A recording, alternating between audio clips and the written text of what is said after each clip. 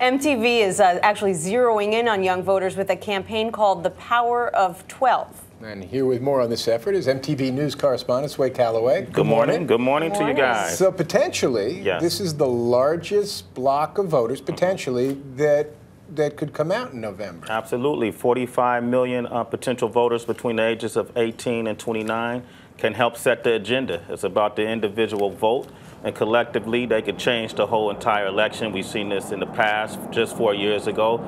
That's what the Power of 12 is all about. MTV, through Choose or Lose, has helped drive some of the largest turnouts of young voters in history. We want to continue that, and we created this hub, power12.org, so people can get information about the election, the politicians, the agendas, so on and so forth. So how does Power of 12 differ from Choose or Lose, which is this sort of iconic tradition at MTV? It's just a continuation of our political legacy. You know, the Power of 12 is about now. It's about 2012. It's about this generation. We're experiencing a different economic climate as well as political climate.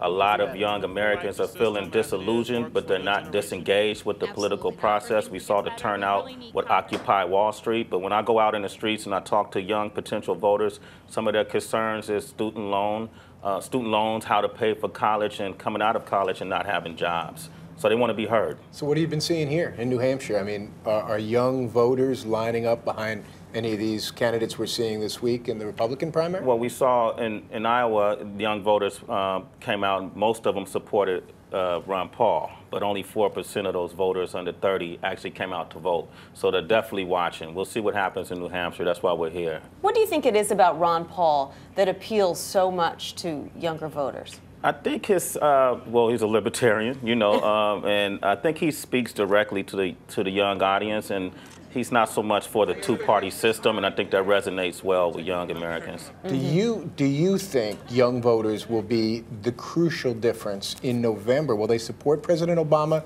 the way they did 4 years ago?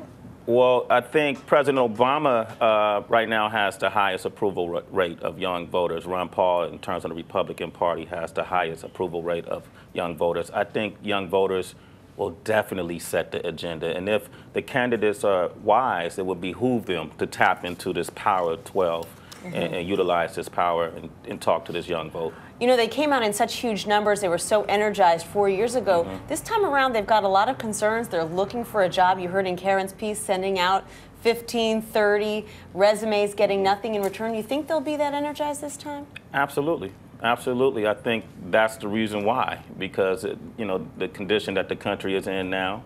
When you look at student loan debt, it's the first time in America that student loan debt supersedes credit card debt.